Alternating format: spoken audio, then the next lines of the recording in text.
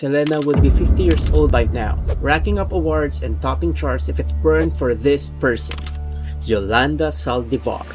The most trusted and closest fan to Selena was also the cause of the star's untimely passing.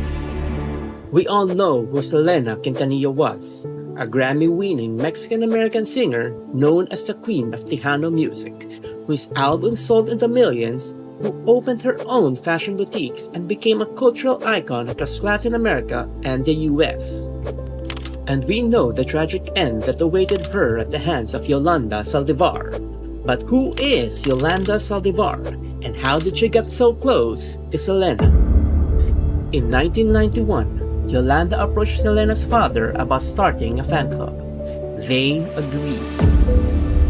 And Yolanda became the president of Selena's fan club.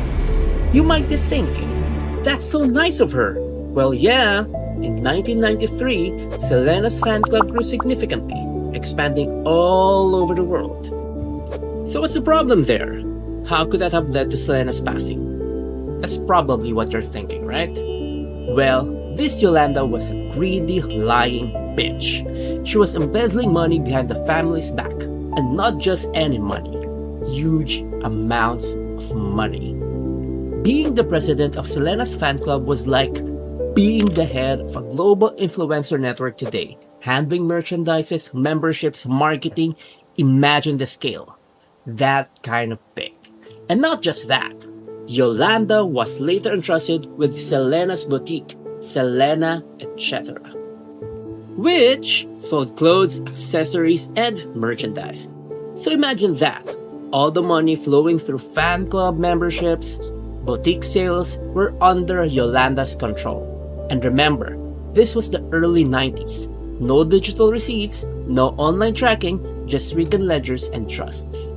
Well, of course, no secret stays buried for long. People would soon notice. And this Yolanda, as greedy as she was, wasn't the sharpest tool in the shed. She really did not try to cover her tracks. She just wanted to get as much as money as she could. The greedy ass bitch. Now, Yolanda didn't give any of the family, including Selena, the financial records of the businesses. She kept them to herself, probably her way of hiding her embezzlement. However, numerous complaints had already arisen and, of course, found their way to the family. Selena's father, Abraham, said, I began receiving complaints from people who paid membership fees but who said they never got anything in return. And that's exactly what actually happened.